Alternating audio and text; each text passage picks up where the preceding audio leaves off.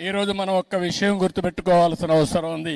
ఆర్య వయస్సులను కూడా ఒక్క నిమిషం మనం ఆలోచించాల్సిన అవసరం ఉంది. నేను చాలా సార్లు చెప్పాను, సమాజంలో కష్టపడి పని చేసేవారు, తెలివితేటలతో పనిచేసేవారు ఆర్య వయస్సులు. నీతి నిజాయితీగా వ్యాపారం చేస్తారు, తెల్లవారు నుంచి సాయంత్రం వరకు దీక్షగా పనిచేస్తారు. అదే సమయంలో సంపాదించిన డబ్బులు, కొంత డబ్బులు ఏదైతే ప్రజల సేవకు ఖర్చు పెట్టే ఏకైక కులం ఆర్య వయస్సులు అని చెప్పి కూడా నేను మీకు తెలియజేస్తున్నా. ఇది ఇప్పుడు వచ్చింది కాదు, వాళ్ళ బ్లడ్ లోనే వచ్చింది, వారసత్వంగా వచ్చింది. ఎక్కడ అవినీతి చేయరు, అవినీతి చేయాలని ధ్యాస లేదు, కష్టపడి సంపాదిస్తారు. అందులో వాళ్లకు తోచిన విధంగా దాన కార్యక్రమాల కోసం, ధర్మ కార్యక్రమాల కోసం వెచ్చించే వ్యక్తులు ఆర్య వయస్సులు అని చెప్పి కూడా నేను మీకు తెలియజేస్తున్నా. వారిని మనస్ఫూర్తిగా అభినందిస్తున్నా. వారు కూడా ఇప్పుడిప్పుడు కొద్దిగా వ్యాపారాలు, పెద్ద వ్యాపారాలు చేస్తున్నారు గాని ఒకప్పుడు చిరు వ్యాపారాలకే పరిమితం అయ్యారు. ఎక్కడన్నా కిళ్ళీ కొట్టు ఉంటే ఆ కిళ్ళీ కొట్టు